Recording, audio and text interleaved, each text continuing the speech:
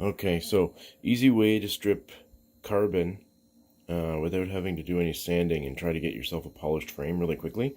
Now you still have to etch stuff off after, but as you can see, the carbon, it's kind of a beater. I think it's just a matte carbon, so it might have a little bit more of a matte finish when it's done, but it's okay. It's just easier to polish, and you can't sand these things, right? So anyway, easiest way to strip carbon. I just did a stem, but I'll show you here. So if you can focus here, there we go. Okay, so there's this. Take this, and you've got your anodizing equipment. 1 second, I'm going to put this down. Bear with me. Hook it up to the wire here. I should have done that first, but I didn't, so it doesn't matter. Okay. Anyway, easiest way. So here we go. Carbon, anodizing equipment, carbon. No more carbon. Let's see if you guys can see that.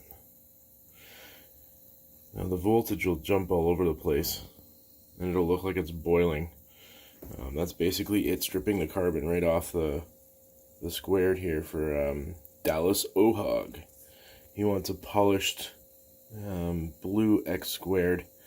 You can see the fluffs of stuff starting to come off. It really destroys your water, but who cares, right? It's only water.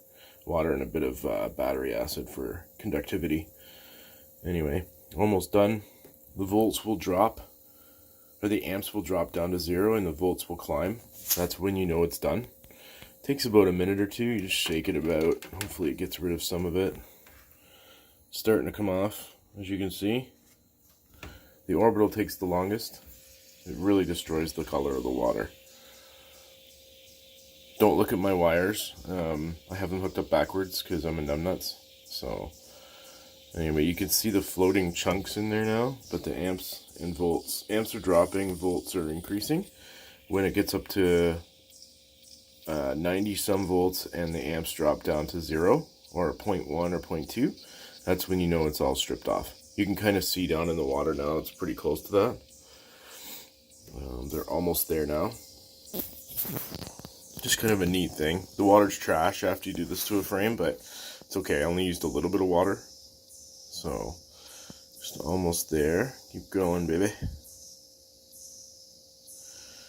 We're down to 11. I'll just shake it about here, see if that helps it. Yeah, that dropped the amps a little bit more. Anyway, we're almost down to, I'll stop it at like 0.5 or something. It's at 0.6 now, 0.8. Almost over 90. Once it gets over 90, I'm pretty satisfied that it's done. It's done. Anyway, it's done. So,